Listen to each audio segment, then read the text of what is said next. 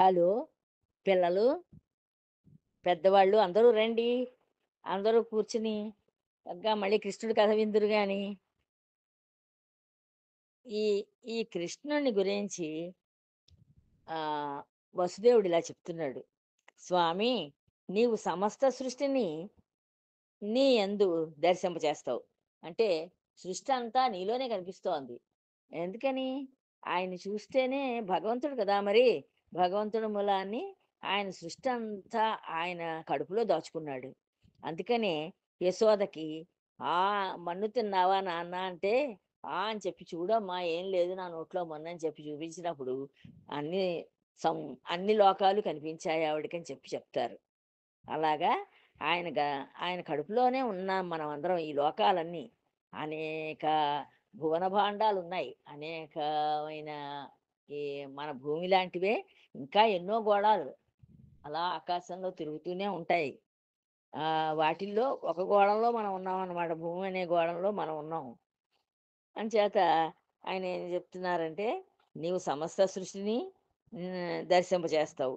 జ్ఞానము, ఆనందము కూడా ఒక్కటై నువ్వు రూపుదాల్చుకున్నావు." జ్ఞానము, ఆనందము ఈ 2 కూడా ఒకటైపోయాయి. కలిసిపోయి నువ్వు ఒక రూపాన్నెత్తావు. రూపాన్ని పొందావు. నువ్వు శాశ్వ శాశ్వతంగా ఉంటావు. అంటే మనమైతే పుట్టుక, చావు ఉంది మనకి. ఆయనకి భగవంతుడు గనక ఆయనకి పుట్టుక లేదు, చావు లేదు. కానీ ఈ రాక్షస సంహారాల కోసాననే ఆయన భూమి మీద అవతరిస్తూ ఉంటాడు. ఆ పని అయిపోగానే మళ్ళీ ఆయన లోకానికి ఆయన వెళ్ళిపోతూ ఉంటారు. ఇంచేత నీవు శాశ్వతుడివి.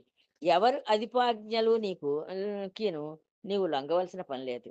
నీ నిన్ను అదుపు చేసేవాళ్ళు కానీ, ఆజ్ఞాపించేవాళ్ళు కానీ ఎవళ్ళు ఉండరు. నువ్వే అందరికీ నాయకుడివి.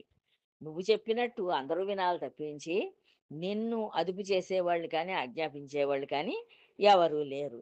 మాయ నీకు అంటడానికి వీలు లేకపోవడంతోటి దూరంగా జరిగిపోయి ఎక్కడో కూర్చుంది. మాయ నిన్ను నీ దగ్గరికి రావడానికి భయపడి అంటలేక దూరంగా ఎక్కడో కూర్చుంది. ఇటువంటి నిన్ను నేను కుమారుడిగా కన్నా అంట అని చెప్పి చెప్తున్నాడు వసుదేవుడు. అలాంటి నిన్ను నేను నా కుమారుడిగా కన్నా అంట. ఎంత అదృష్టం! ఆహ్, ఎంత ఆశ్చర్యంగా ఉంది అని చెప్పి అంటున్నాడు వసుదేవుడు. నీ మాయను చక్కగా నీ నుండి వెలుపు వె వెలు వే బయటికి పంపించి, నీ మాయని నువ్వు చక్కగా బయటికి తీసివేసి, సత్వము, రజస్సు, తమస్సు అనే ఈ 3 గుణాల్ని విస్తరింపజేస్తావు. మాయనేమో దూరంగా పెడతావు నీవు. ఆహ్, స సత్వము, రజస్సు, తమస్సు అనే ఈ 3 గుణాలని విస్తరింపజేస్తావు బాగాను. ఆ 3 గుణాలతోటి ఈ జగత్తులన్నీ సృష్టింపబడుతున్నాయి. ఆ సత్వ, రజస్తమో గుణాలనే 3 గుణాలతోటి ఈ జగత్తులు అన్నీ నీ సృష్టి అంతా జరుగుతోంది. ఈ ఈ త్రిగుణాల్లోనూ నీవు నిండి ఉంటావు బాగాను. హ్మ్. హ్మ్. ఈ కనుక నీవు సృష్టిలో ప్రవేశించడం, ప్రవేశించకపోవడం అనేదేం లేదు.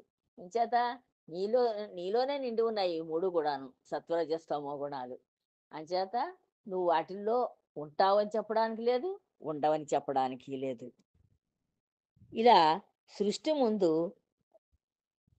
ఉండవలసిన సూక్ష్మ శక్తులు ఏం చేస్తాయంటే, సూక్ష్మ శక్తులన్నీ కలిసి నీకు విరాట్ శరీరం అనే ఒక శరీరాన్ని నిర్మిస్తాయి.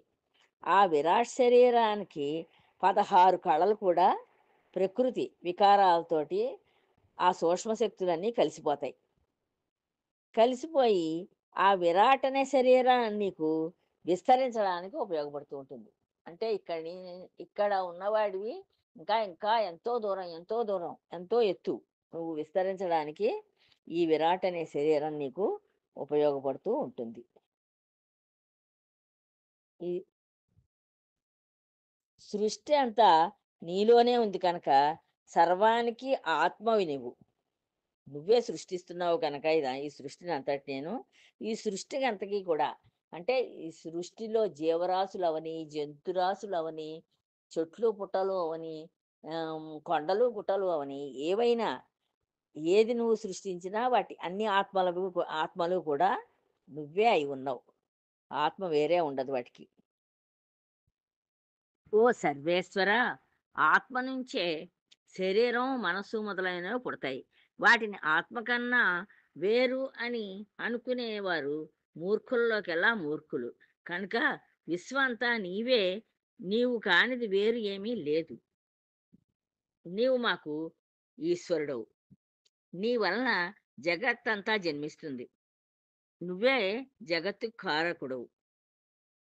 అయితే ఆ జగత్తుకి అవసరమైన త్రిగుణాలు గాని, వాని మార్పులు గాని నీకు లేవు. సృష్టి చేయాలనే కోరిక కూడా నీకు లేదు. నీ వల్ల పుట్టిన జగత్తు నీ వల్లనే వృద్ధి పొంది, నీ వల్లనే లయమవుతుంది. సర్వాతీతుడవై బ్రహ్మము అయిన నీవు తమ ప్రభువని త్రిగుణాలు నీ ఆజ్ఞను పరిపాలిస్తూ ఉంటాయి. లోకంలో భటుల శౌర్యం వారి రాజు శౌర్యంగా ప్రసిద్ధికెక్కుతుంది. యుద్ధంలో భటులు చూపిన వీరత్వానికి ఎదటి రాజు ఓడిపోయినప్పుడు ఈ ఈ రాజు గెలిచారని చెప్తారు కానీ భటులు గెలిచారని చెప్పరు. అలాగే ఈ త్రిగుణాల వల్ల కలిగిన పనులన్నీ కూడా నీవే చేస్తున్నట్లుగా చెప్తారు. ఇదంతా భగవంతుడు చేస్తున్నాడని చెప్తారు. నీవు మాయతో కూడి వాటి గొప్పతనము నీవిగా కల్పిస్తున్నావు. నీవు ఎర్రని రంగుతో కూడినప్పుడు ఎర్రని రంగుతో కూడి ఉన్నప్పుడు రజోగుణ రూపుడవై సృష్టి చేస్తావు. నీవు తెల్లని సత్వగుణంతో కలిసినప్పుడు దాన్ని వృద్ధి చేస్తావు. హ్మ్. నల్లని రంగుతో కూడినప్పుడు తమో గుణంతోటి నువ్వు సృష్టినంతటిని లయం చేస్తావు. ఇవన్నీ నీవు ధరించే పాత్రలు. అలాగే నేడు కూడా దుష్టులను సంహరించడానికి మా గృహంలో నీవు చిన్ని పాపడిగా జన్మించావు. మాకందరకు చాలా ఆనందాన్ని కలిగించావు. నీవు మాకు ప్రభుడవు అని చెప్పి వసుదేవులు వారు చెప్పారు. ఓ ప్రభూ! ఓ భగవానుడా! నీవు ఆకాశంలో వినిపించిన మాటలకి కంసుడు భయపడుతూ ధైర్యాన్ని కోల్పోయి చాలా పిరికివాడైపోయి ఉన్నాడు. ఆ పిరికితనంతోటి నీ అన్నలందరినీ చంపేశాడు. ఇప్పుడు ఈ కారాగారంలో నువ్వు పుట్టబోతున్నావని ఎప్పుడు పుడతావా అని ఎదురు చూస్తున్నాడు.